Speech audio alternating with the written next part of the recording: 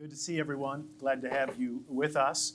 We are glad to have with us Dr. Carl Trueman, who is Professor of Biblical and Religious Studies at Grove City College in Grove City, Pennsylvania. Western Pennsylvania, yep. Yeah, and before that was for a number of years at Westminster Seminary in Philadelphia.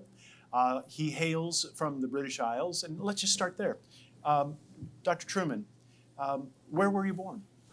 I was born in a town called Dudley, which is in what we call the West Midlands of England.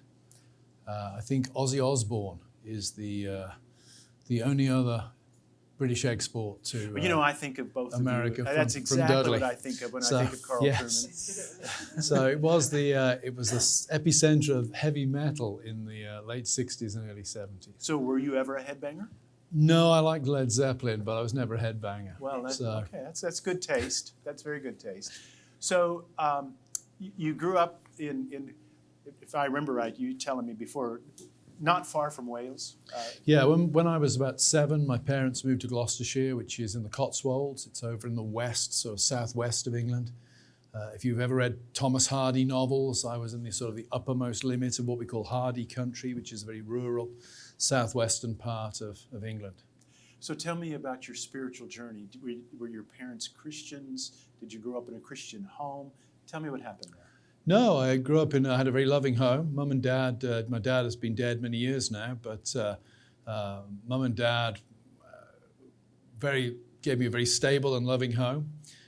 But I first heard the gospel from Billy Graham, actually, in 1984, when my best friend at school, who was the son of a local charismatic Anglican vicar, took me to hear Billy Graham preaching. And I became interested in Christianity after that when I went up to university. Just before I went to university, the local Baptist pastor gave me a copy of J.I. Packer's book, God's Words.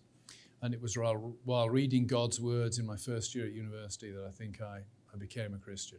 So when you went to university, what was your major at that time, or what were you intending to study? I did classics. You were headed for classics. I went to the University of Cambridge and did a classics undergraduate So you were course. headed in the great books, the great thinkers kind of...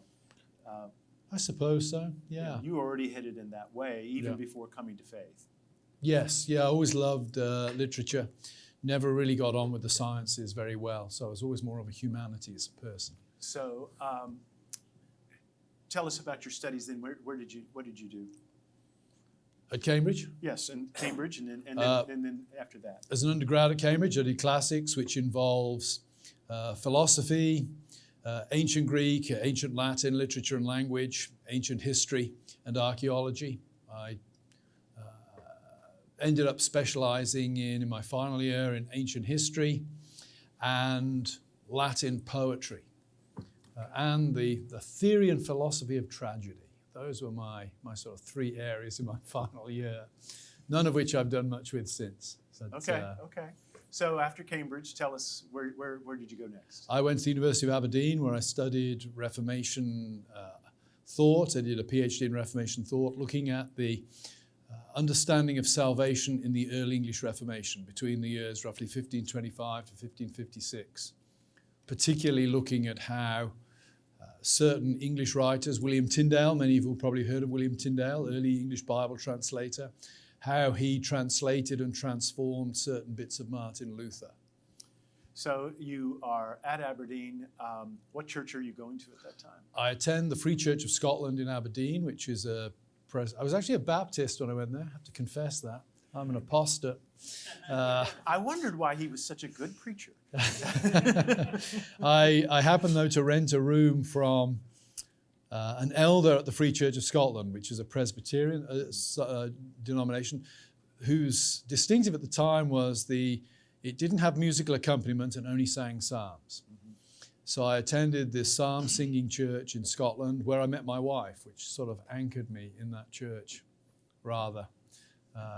And so, she, Katrina, or what's the proper way to say her name? I'm not sure, because after 27 years of marriage, my wife one day turned around to me and said, "You realize you've never pronounced my name correctly?" And I said, "Well, we've known each other for 29 years, we've been married for 27 years, why have you never mentioned this before?" And she pronounced it, I think, Katrina. with sort of 3.5 syllables. Whereas I pronounce it Katrina, I miss the y sound. So you're English, but she is not. She is a Gaelic Scot. She comes from the island of Lewis, which is it's 2.5 hours off the west coast of Scotland. The Isle of Lewis it was, up until relatively recently, a pretty isolated and closed island community. My father-in-law, he's gone now, but my late father-in-law's first language was Gaelic, not English. So my wife grew up in a very different cultural background. This sounds odd to American ears, but in Britain, we're a kind of mixed race marriage in some ways, in that she comes from a very, very different culture. And growing up, apparently always vowed she would never marry an Englishman. She hated the English. So we're an interesting combination from that perspective. Well, evidently you melted her heart. I proved irresistible, I guess. It's hard to imagine. I had hair in those days, which may have helped, of course. But, And yes. So you graduate from Aberdeen with a degree in Reformation history. PhD in Reformation Okay, so history. where do you go from there? I was appointed at the University of Nottingham at what would be the equivalent of an assistant professor in America. And I taught at the University of Nottingham for 5.5 years, teaching primarily late medieval and Reformation thought. And then I went back to Aberdeen to teach Reformation church history. In fact, I was chatting to somebody this morning who did their PhD on T.F. Torrance. Mm-hmm. And his son, Ian, had the office next to mine in Aberdeen. So I know T.F.'s son, Ian, reasonably well. Ian Torrance, who then I went from Aberdeen to Westminster, and he went from Aberdeen to Princeton Theological Seminary. So that was an interesting move. But I taught at Aberdeen for 3 years, and then I went to Westminster, where I taught for 16 years. Then I was a visiting fellow at Princeton University, the university, not the seminary, for 12 months. And then I went to Grove in 2018. So when did you start writing in a public? I mean, you're a public theologian. Did you begin with articles? Tell me about your writing journey. Well, I started writing at school. I edited the sort of the underground school satire magazine, which was a sort of subversive. I went to an all-boys school. It was a state-run school, but you had to pass a test to go there. So it was all boys, and it was very traditional. I joke with the students that, education for me, I went to school to have my individuality crushed and to be made part of the team. That was English education in the 70s and 80s. Nothing to do with self-expression. Everything to do with becoming part of the team. But I helped run the underground school satire magazine. That's when I started writing. I suppose academically, once I did my PhD, I started publishing academic work in Reformation. But I was also asked at the time to take on the editing of a journal called Themelios, which is now run through the Gospel Coalition as an online journal. In those days, it was a hardbound journal produced by the International Fellowship of Evangelical Students. Okay. And it was kind of fun because I was brought on, and I remember those days. It's odd when you suddenly wake up one morning and feel you've become more of an establishment figure, whereas in those days, what's that feel like? I don't like it. I have to upset people every now and then just to remind myself of the good old days. Yeah. I was part of to head up a sort of team of younger guys, and our job was really to throw the furniture around. So I was brought into the journal, and I got an assistant, and we were briefed to make the magazine more orthodox. It had begun to drift a bit. And so one of my first things I ever did was I fired a bishop in the Church of England from the editorial board. I was about 32 at the time or so something. That is throwing furniture. It really is. Yeah, it was kind of fun. And I look back on it now and I cringe at some of the things that my team and I did, but it was fun at the time. And that's when I started writing editorials. So when would you say you started being a public theologian, someone who I mean, that would be Yeah. one of the descriptors of you today, would it not? It would. I don't like the title in some ways. I'm not quite sure what it means. Well, I'm always conscious of Joseph Epstein, who said there's no such thing as a public intellectual. There are only publicity intellectuals. okay. But I started writing the sort of stuff engaging with Public Square round about 2013, when David Mills, who was then one of the assistant editors at First Things, approached me and asked if I would write an article for First Things magazine, which is a religiously conservative magazine, predominantly Roman Catholic, because that's where most of the money comes from. But he wanted me to write an article, and I wrote an article entitled Tragic Worship. And you can still find it online. And it was much more of a hit than I expected. And it was a plea for Christians to realize that worship should involve a sense of the tragedy of life. That life is not, neither socially nor personally, is life what it should be. To quote Jared Manley Hopkins, all life, death does end. That there's a tragic dimension. And it struck a real chord. And so First Things asked me if I would become a regular writer on their blog and also start contributing to the magazine fairly regularly. And that was a real gear shift for me. You say it was in 2013? It was around about 2013, I think. Say, we had Richard John Newhouse here. Oh, yeah. Was it 2007, maybe 2008? He died in 09, I think. It was before he died. Yeah. Because I got here in 2006, and so it has to be after that. So this would be after Newhouse had passed away. I had some correspondence with Father Newhouse over something I'd written before he died. Ironically, I thought I was going to meet him because we were both scheduled to speak at the conference, the theological conference at Wheaton College in 2000, I think in 2009, or maybe late 2008.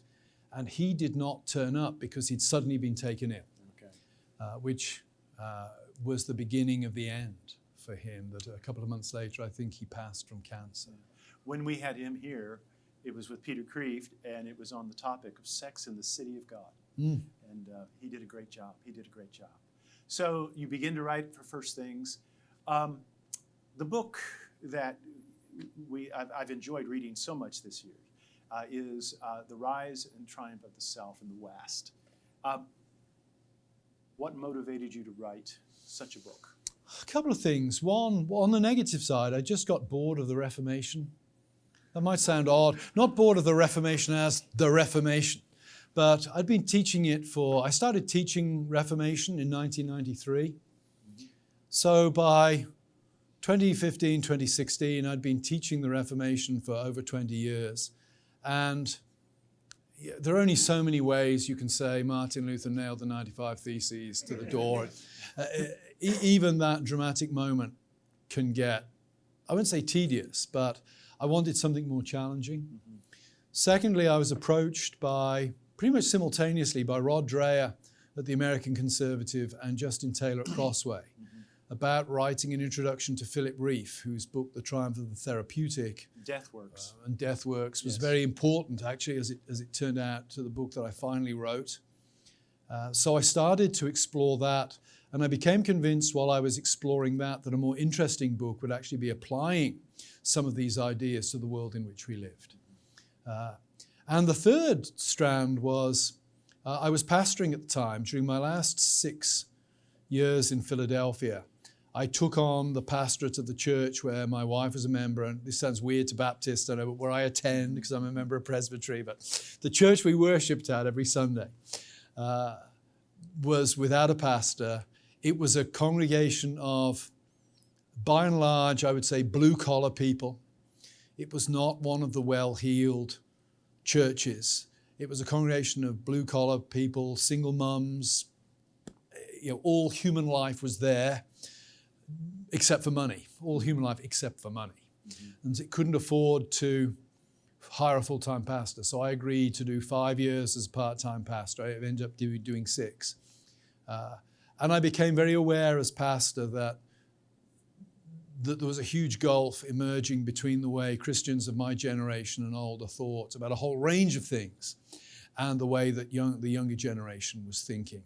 And I was also acutely aware that many of my generation and older were very perplexed.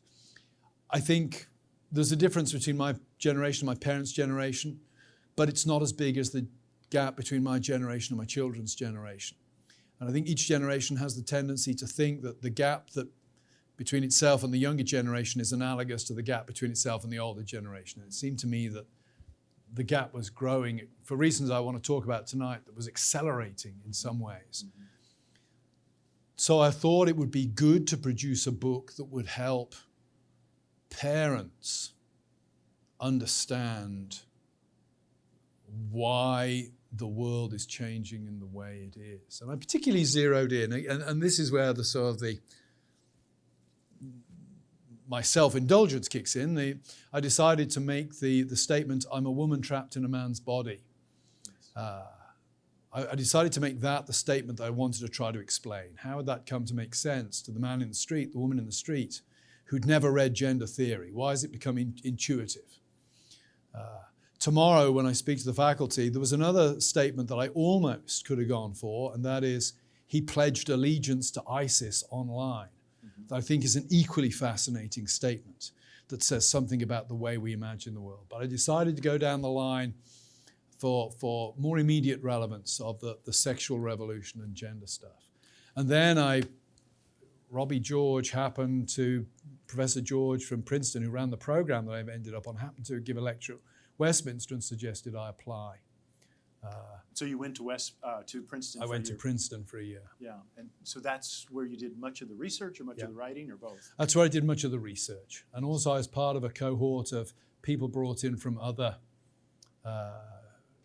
universities on the fellowship. So it was a great opportunity for me to speak to others who were more expert in the various fields I was touching on than I was myself. And it's where I made one of my best friends in all the world, John Wilsey from Southern Baptist Seminary. He and I were the two seminary profs, the two first seminary profs to be on this program, and became fast friends. And John was a great help to me in thinking through many of the issues in the book. Many of those here at this talk are in some type of writing stage for something. So let's talk about your research practices and your writing practices. Are you a morning person where you start writing at 1 a.m.? Oh no. What's your habits? I like to go to bed at night. Okay.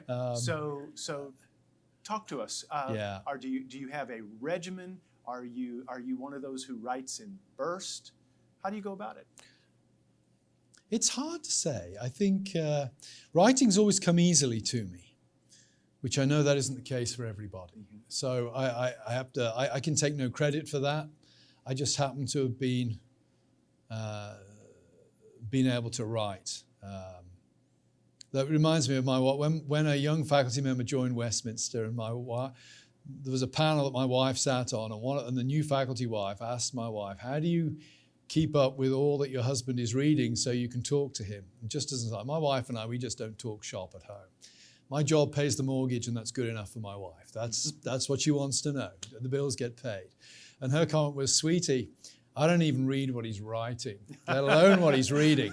So that's just an aside. But I tend to write,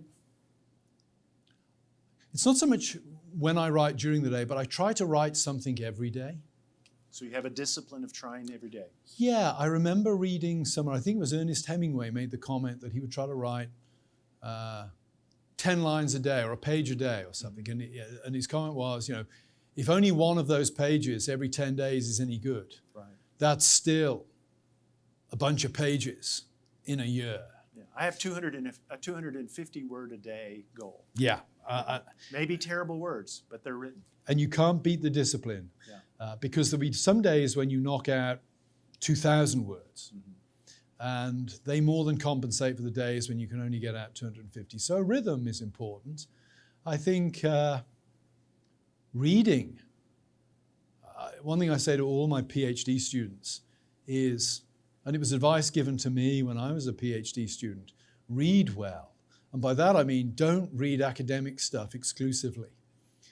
Andrew Pettigrew, great Reformation historian who was just a young professor when I was a student, said to me, read Charles Dickens, because Dickens writes very beautiful, clear prose. So make sure you read some Dickens. And there may be different writers for different people, but I would say the best way to learn to write fluently is to read people who write fluently, whether it's fiction, whether it's essays. So the discipline of daily writing, discipline of daily reading. I've met numerous people, and this is very local for you. I've met various people over the years who graduated from Liberty University who have said to me, I learned to write in Karen Swallow Pryor's classes. So I would suggest, while you've got Dr. Pryor on campus here, definitely somebody to take advantage of in classes in terms of fluidity of reading, Exactly. of writing. So when you're, and you mentioned research also, so when you're reading a book, let's say that you're reading it for some type of research. Yeah. How do you, when you're reading, do you read with a pen in your hand? How do you take notes? I would never read with a pen. I regard people who underline books in pen as blasphemous. Okay. You know, it's no. You gotta. I always feel that when I die and my books pass to somebody else, they have the right to erase all my jottings and add their own. If you stick it in ink, then you really. So you write in pencil. I always have I haven't got it on me at the moment, but whenever I read, I usually have a propelling pencil, Okay. automatic pencil, and I'm constantly underlining, and I use the back to make a note of very important pages. That's what I was how going to I ask read. you is then what's your reference system where 18 months later, you read that somewhere. Yeah. Where was that? What kind of Write system it in do the you back. I also have a notebook on me most times. I haven't got it with me now, but I carry a little portfolio that has a notebook in it, and I'll make jottings in my notebook. But typically I mark up books I read in pencil. Make notes in the margins and make notes on those pages they always helpfully put in at the back, even if it's just the back cover, Right. where you can make a note of important pages and topics. Very nice. Very nice. But everybody has to develop their own system. I mean, it depends how you think as to what system works for you. You said don't read just academics. You mentioned Dickens. Let me do the usual corny question that everybody asks, and that is, you're on a desert isle, you have the Bible. What other 3 books would you want to have with you?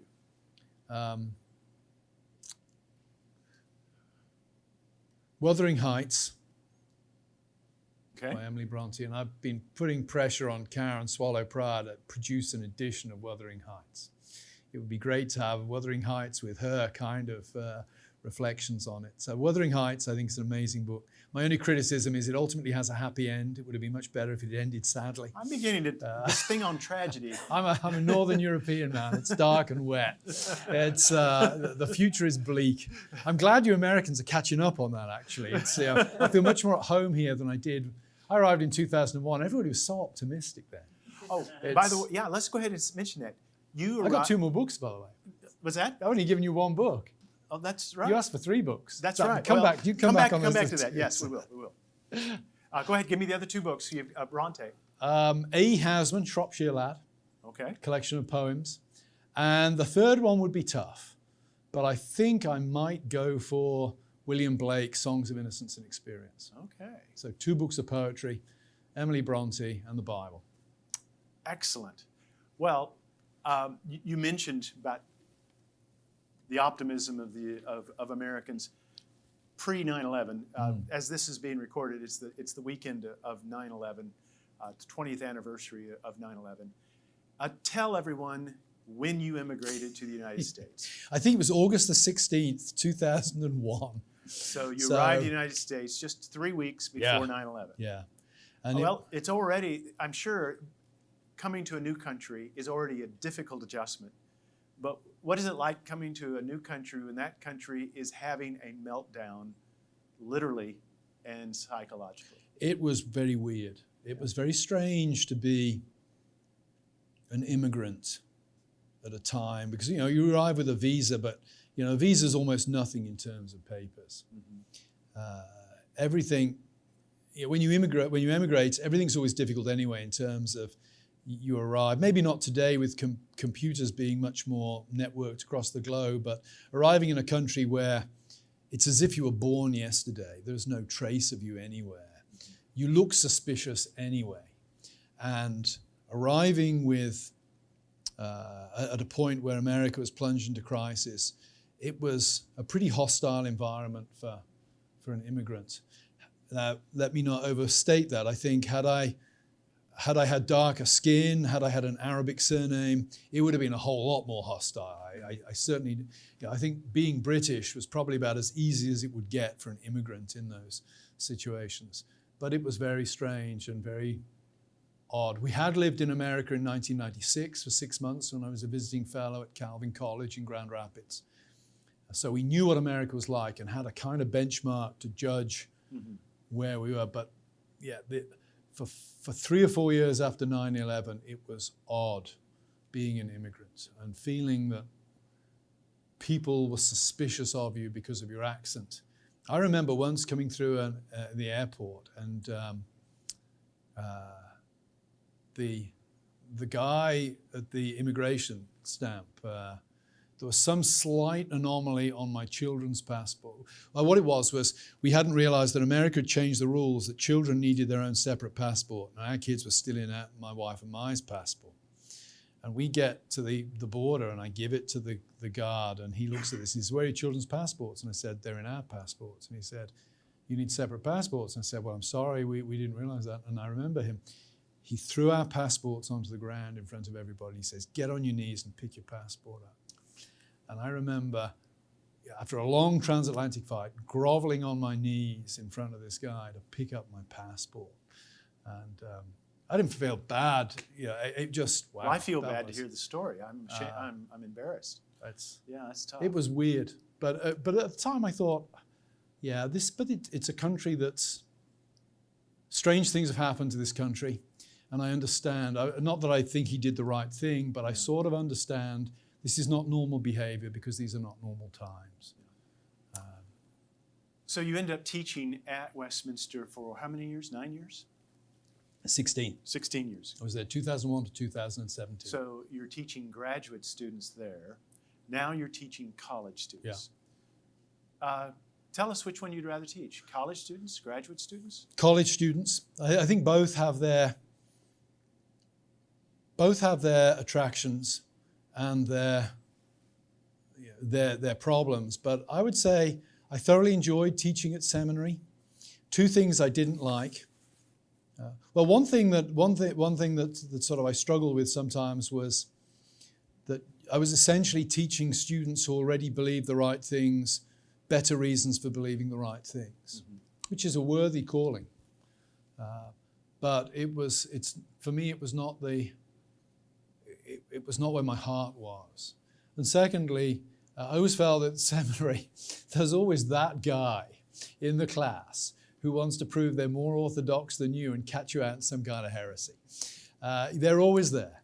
Sometimes they're easier to spot than others. I'm sure at Southeastern you're fine, but Presbyterians tend to generate that kind of person. Whereas at Grove, our students generally very respectful, which is nice, but also 18 to 22-year-olds, that's when the battle for the minds is. And what I love about teaching undergraduates is you can engage with students about things that really matter to them when they have not yet made up their mind. So Grove is a Christian liberal arts college, but it's open enrollment. I know that I have students in my classes who identify as gay, for example. You'd never have that at the seminary. They're probably there, but you'd never have them identifying that way. And that makes it an interesting challenge in class to be gracious and kind to individuals, but also to engage them on things that may pinch for them. Yeah. Now, you've described Grove City College as a conservative school, and that you said the student body, for the most part, are conservative. Yeah. And yet, you've just described students who identify as being gay. What are the kinds of changes that you're seeing in the student body of college kids in which someone who would say, I am a conservative gay Christian and I'm going to go to a Christian college. That seems like a relatively new development, something we wouldn't have seen a couple of decades ago. Yeah. This fits right into your book. Where are we going here? Yeah, I think that, the most striking thing about college today compared to college when I was there, I think at Grove, and Grove is not untypical of colleges across the nation, I think around about 40% of Grove students will have some direct contact with a counseling service on campus during their time, either for themselves or possibly for a friend, connect a friend to it. Mm-hmm. When I was at Cambridge in the 80s, there probably was a counseling service. I never heard of it. I didn't know if any of my friends ever went to it. Well, go ahead and define counseling service. Counseling. Those are struggling with depression, anxiety, that kind of stuff. No, not a counseling service. My sons went to colleges where there were counseling services. So I think there's a general anxiety about students now that wasn't there, and of which I think, and I'm going to talk about this tomorrow, which I think the manifestation of identity politics is symptomatic. And I think there's a real danger that there can be a temptation for people in my generation to trivialize the anxiety of young people because we didn't experience it ourselves. Mm-hmm. I think the anxiety is real. The analogy I use in class with the students is, if I confiscate your cell phones, you'll have nervous breakdowns. Mm-hmm. 30 years ago, 40 years ago, when I was at school and college, if you threatened to confiscate my cell phone, I wouldn't even know what you were talking about. Does that mean that the nervous anxiety you feel because I've taken your cell phone from you isn't real? Absolutely not. As history develops, needs and desires develop and change. But they're nonetheless real, even if they don't occur in every period of history. Mm-hmm. And I think we need to take very seriously the levels of anxiety and mental distress that we see among the student bodies today. And I think I would see the identity politics in general and sexual identity politics in particular as functions of, in large part, the collapse of traditional frameworks of belonging. And the thing about our students today is they don't know where they belong anymore, many of them. And I think that places them in a world that is very disturbing. I said at the beginning, my mum and dad weren't Christians, but I never doubted that I could go home. Mm-hmm. I knew who my family was. I knew who I was because my family was stable. I think when you live in a world where families are less and less stable, that feeds through into the stability of the individuals in that system. So I see the gay stuff at college as part of a much broader historical phenomenon where the old narratives of identity are crumbling. When I say to the students at Grove, the 1619 Project interests me. And I'm not an American, so in a sense, I don't have a dog in the fight. Was it 1776 with the illegal colonial rebellion? Was it 1619 with the arrival of the first slaves? What interests me is that's even a question. Mm-hmm. It's the fact that it's even a question now that is interesting to me, because that speaks of a nation that isn't quite sure who it is anymore because it doesn't quite know where it came from. And I think that feeds into this general feeling of anxiety and lack of belonging as well. Don't you think, you and I were talking earlier how it was very odd to hear someone describe something as being un-American, which un-British is just a weird idea. Yeah. But the glue that holds the United States together is very much a set of ideas. Yeah. And so if that set of ideas is dissolving, it does. There may be good reason for the anxiety. Yes, I remember very moving, and for a British person, very unexpected experience I had in Michigan when we were there in 1996. We happened to be in a park one afternoon and found ourselves at the 12 tribes homecoming. It was a big Native American celebration, all these tribes. And of course, all I knew about Native Americans was they'd been horribly treated and persecuted by by the United States. You know, General Custer, Battle. I'd read Bury My Heart at Wounded Knee, and but I remember my wife and I we were made very welcome, and we stood and watched the ceremonies, and then at some point the American flag was raised, and all of the Vietnam veterans from the tribes stood up and sang the Star-Spangled Banner and pledged allegiance to the flag. And to me that was shocking. So, wow, I thought that you'd been terribly mistreated by this nation, and yet you pledge allegiance to its flag. And I think it was that moment, like, wow, but of course America is a set of ideas. When you grow up in Europe, for me, nationality, it's blood and soil. That sounds kind of racist, I know, but the way I think about being English is, it's where you were born. Right.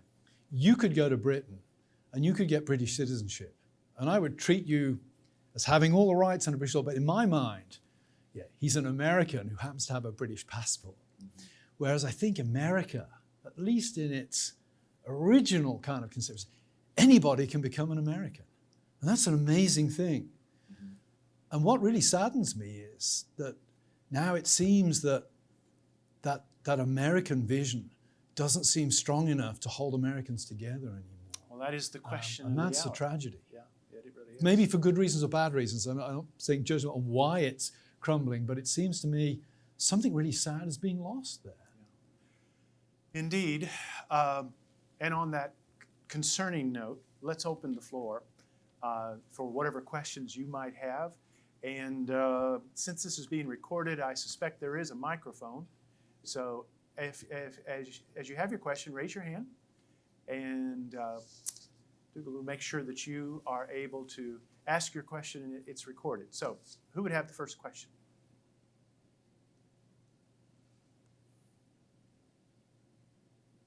They're all enthralled. Maybe I've answered every question. Yeah. There's one at the front, and then go ahead, Justin. We'll let, yeah. Hi, Dr. Trueman. Thanks for being here today. So my name's Justin, and one question I had was just thinking about Christian scholarship. What are some qualities that you see, maybe perennially, but also like today, that Christian scholars need, and how can students begin to develop those things today? I think on one level, a lot of what Christian scholars need is just good scholarly instincts. I've never been persuaded entirely by the sort of George Marsden, Mark Knoll Christian scholarship argument, because it seems a lot of what they argue for is basic good scholarly practice. So I think you can learn as much from a good non-Christian scholar as from a Christian scholar, seeing how to handle sources fairly. I've always found one of the ways that I learned to do this as a historian was my PhD supervisor was a man called Peter Stevens, who's a Zwingli scholar, who was a very high Methodist, sort of verging on Catholic Methodist. And I remember once asking him, why did you choose to work on Zwingli? Yeah, I don't think high church when I think of Zwingli. No, I said, when you must despise his theology. And his comment to me was, I felt that if I could handle fairly the views of somebody whose views I radically disagreed with, then I knew I was doing my job well as a scholar. So I think there are ways you can do that as a Christian scholar. Try to write fairly on people with whom you disagree. Have I always embodied that? No. Has any scholar always embodied that? No, but it's something we should strive for. So when I teach my humanities course at Grove and I teach on Nietzsche, I am Nietzsche. When I teach on Marx, I am Marx. I want to give the most, maybe sympathetic's the wrong word, but I want to teach in a way that if Karl Marx was standing in class afterwards, he might turn to me at the end and say, I disagree with some of your critiques, but you expounded me fairly. You understood me, even though you rejected me ultimately. So I think that's important. I also think, though, it's important that Christians realize that the struggle in academia has never been purely a methodological or epistemological one, any more than the Enlightenment was just an epistemological thing. There's always been a moral dimension. And you can be the best scholar there is, and you will still find it hard to get tenure at many places because you hold to Christian views. when I cut my teeth as a historian, I was aware that many of my good historian friends thought, man, Trueman believes some crazy stuff as a Christian, but he writes decent history. That kind of attitude is increasingly rare, I think, today, as the academy has become more directly politicized in its pedagogy. So I would say, as an aspiring Christian scholar, be aware that you can be the best scholar you can, and you might still not make the grade because of the moral issue that is kicking in out there. Can I follow up on that? Yeah. Because you bring up a good point that it does seem like that the academy has become more polarized. What do you think of the argument that says that the cultural polarization is downstream from the academic polarization, and actually what we're seeing happening to a certain extent in the public square and in social media and just in politics in general is something that actually had its beginnings in the 1970s and 80s on college campuses, not among students, but among faculty. I certainly think there is merit to that argument. I think it's the path from academy to broader culture is complicated, and I don't think my history supervisor as an undergrad was a Marxist, and I don't think you can reduce everything to I'm a good enough Marxist to say you've got to look at the economics of this, and I think globalization, for example, has fed a sense of impotence among people that has also created polarization. There are all kinds of factors going on. I think that my take on where the academy has had most impact is, and this is I always considered myself to be somebody of the center left politically until the identity politics thing kicked in. And I think part of the problem is that left-right politics has become polarized around issues of identity. And I think that's led to the abandonment of an economic underclass. And that, I think, has, the academy has transformed political discourse that has led to the abandonment of great swathes of America to economic deprivation that has fueled polarization. The working class, blue collar American, regardless of ethnicity or skin color, feels ignored, completely forgotten. When I stay in hotels, I notice that very often the people, the maids, the women who clean the rooms and that, they tend to come from certain ethnicities. Mm-hmm. And I wonder, is that a race issue or is it an economic issue? Or some mix of the... You can't separate the two of them. And I guess I'm concerned that I think the real inequities in the world are economic. Mm-hmm. And I feel that the economic question has become sidelined relative to other questions of identity that are perhaps not entirely separable from economic questions. But I think, I look at the American political system, I look at the British political system, and I ask, who speaks for the poor? And I don't see any obvious answer at this particular point in time. My grandfather was a lifelong socialist and a trade unionist. And if I'd said to my granddad, what does oppression look like? He'd have said, it looks like putting in a hard day's work and being gypped on your pay. It looks like not being able to get a job. And I'm very sympathetic to those answers. Very sympathetic to those answers. Justin, we drifted from your question, but that was very good stuff. I mean, I'm struck that I live outside Grove City. My wife and I, we have a beautiful house. We never dreamed we would ever live in a house like we do. 3/4 of a mile from my house is a trailer park. The kids at college who work in Young Life tell me that young girls in that trailer park have to go to school to have showers because there's no hot and cold running water in the trailers. And I want to know, I don't care what skin color they are, what sexual identity they are, I want to know who speaks for them. Mm-hmm. I don't think anybody speaks for them at this particular point in time. And I think that's fueling the rather unpleasant and polarized political atmosphere that we're in. Sorry, that is a long way away from that. That's a personal hobby horse I jumped onto there. Thank you very much. I kind of resent being pushed to the right by sexual identity politics, because I like to think I'm a man of the left, but I just can't go there anymore. You had a question, second question. Microphone. Thank you, Doug. I was just going to ask you to follow up on the crumbling of American ideals. What's, in your view, the path to restoration? Is it as simply as the larger culture returning to true freedom, justice, equality? Is there's something great more awakening. specific? Yeah. You probably addressed this other places, but I haven't read your book yet. I think the answer has to start local. Now, that's not a plea for, okay, let's all run up the nearest hill and form a monastery and ignore everybody else. I think it's important that Christians are engaged in the public square. I think that's very important. But I think we also need to understand that the capacity for dramatic change in the public square in the short to medium term is very small. Where we can make a real impact is in our local neighborhoods. I can't make an impact on the national scene, but maybe I can make an impact in Slippery Rock where I live. Maybe I can make an impact with the kids I teach. Maybe I can make an impact in the street where I live. So I think that we need to think local, and then I think we need to think about rebuilding institutions.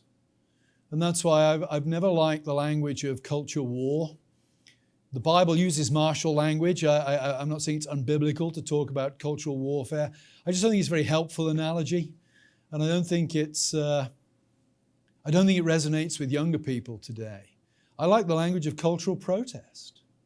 I like to think of the local church as a beacon of protest against the way the world is. That the church isn't in the business, if you like, of transforming culture so much as being a culture that witnesses for better things in a world of darkness. So probably going to sound a bit like Stanley Hauerwas now, but the older I get, the more Stanley Hauerwas seems to make sense. And I think that the future lies in Christians taking the institutions that we claim to take seriously. Family, local church, that kind of thing. Another question? Yes, sure.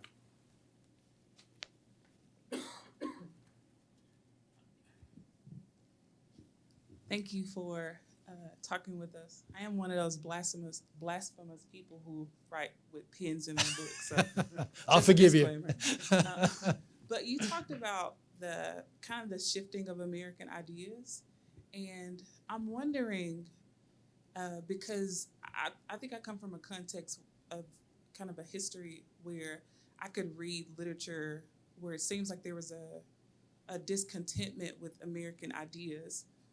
Specifically in that they believed in these American ideas, but they were restricted from them. And so there seems to be, for some people, kind of a history of being dissatisfied with them. Yeah. Do you think today, do you think that social media and the fact that now the marginalized have a louder voice, that it seems as though collectively America is shifting in its grasp of the ideals?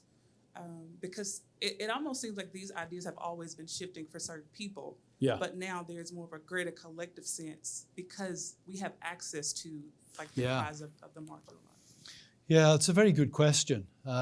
Again, like all good questions, no simple and straightforward answer, but I have some thoughts on that. One, I do think clearly the history of America is a history where the reality is not matched up to the ideals, and that creates discontentment. And I think it's good that we see discontentment with that because there can be a complacency that just because you've got something on paper means it's actually that in reality, and it hasn't been that. So one, I would say it's good that America is being challenged to realize in practice the ideals that it claims to have held since its founding, but self-evidently did not put into practice at its founding. Most obviously on the issue of slavery, but I wouldn't restrict it to that. I think women's rights, there's a whole host of things there. Two things make me concerned, though. One would be that what I'm picking up, certainly from some younger people I talk to, is they tend to conflate America's failure to live up to its ideals with the failure of those ideals themselves. And I think that's a dangerous equation to make. I'm not prepared to give up on I have question mark about the pursuit of happiness. I'm not sure that should be a right. But life and liberty, I'm not prepared to give up on those. And just because America has not lived up to them doesn't mean we throw the baby out with the bath water.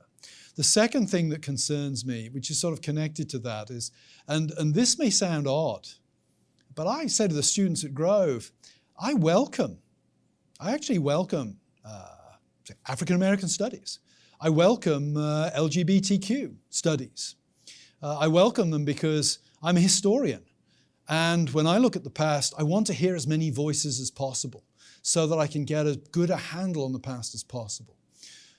But what I want to see is an expansion of the canon of voices. My fear is the way things are playing out at the moment is we're not seeing an expansion of the canon of voices. We're seeing the whole idea of a canon of voices being abandoned in favor of just competing people shouting at each other. And that's what really, really worries me.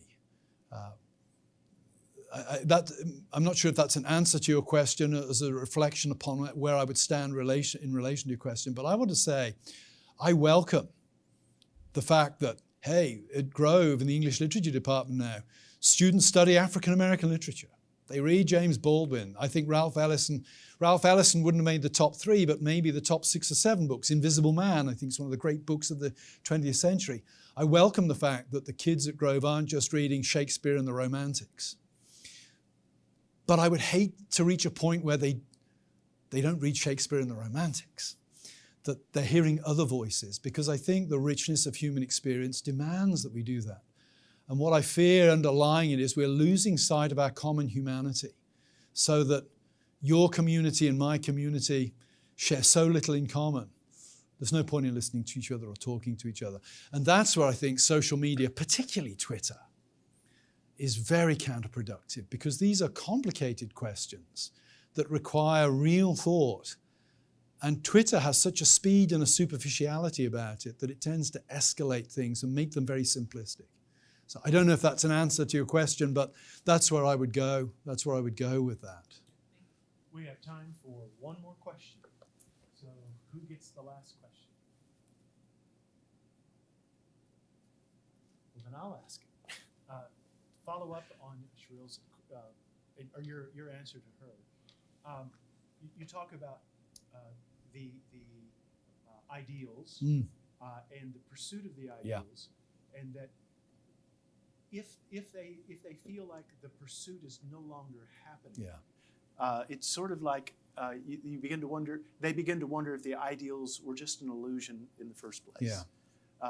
Could that be part of what's going on? And if so, most certainly. Yeah. I think part of that, again, globalization has to be part of that, because we're now acutely aware that our economic status is not ultimately dependent upon who we elect. It's what's going on subject the to other side of the world. forces. Yeah. It's the Chinese government, for example, where they're buying American bonds. There are all kinds of complexities. And then I think there's a vicious circle as well, because the less committed you feel to the nation, the less legitimacy you give to the democratic institutions of that nation when they don't deliver what you want to deliver. And the last 2 elections have been a great example of that. 2016, we end up with 4 years where 40% of the American people think the election was stolen from them. 2020, we're entering 4 years where 40% of the American people think the election was stolen from them. Just a different 40%. Yeah. And the problem is, for guys of my generation, I grew up in the shadow of the Soviet Union. I remember doing the nuclear drills at school as if, crouching in the brace position under your desk was going to save you from the nuclear holocaust. Frankly, you wanted to die in the first round of the nuclear holocaust. But that bound us together, and the thought was, in democracy, well, you win some, you lose some. And the price you pay for being in a democracy is when you lose, you accept the result and move on. It's worrying that we seem to be in a position in America now where that is increasingly less the case. And I think some of that is also to do with the way the Supreme Court has come to function. I think gay marriage played out less controversially in Britain because it was legislated by Parliament. I disagree with the way Parliament went on it. Parliament legalized or agreed that the state would recognize it. Nobody was ever going to prison in Britain because they claimed to be married as a gay couple. It was about state recognition. But when Justice Anthony Kennedy makes a decision for the nation, 5 people, that's it. yeah, well, it's really just the one swing vote. Yeah. And that's why, again, I'm very pro-life. But I wish that the biggest issues in public life were decided by the democratic process, not by the judicial branch. Both sides have made the Supreme Court into a very important and ultimately very divisive body, I think. I think you're so right. And also, just as an ad, when something goes through Parliament, not only is it a democratic decision, but there's give and take on both sides. There has to be horse trading. You always end up with a kind of compromise that you won't get if it's a 5-4 decision either way in the Supreme Court. I saw your article talking about what will happen when Roe, if Roe is either overturned or dismantled. It isn't that suddenly the country's going to be pro-life. No. It means that this is thrown back now to the states, where it will be a something that is hashed out in the democratic processes, and we may be surprised that it ends up looking very much like it does now in terms of what states have what kind of abortion facilities. But it would have more legitimacy were it to do that in an odd way. Yeah. We've had Dr. Trueman here. Thank you, Dr. Trueman, for being with us for this library talk. It's always enjoyable to hear your thoughts. Let's show our appreciation to it. Thanks for coming.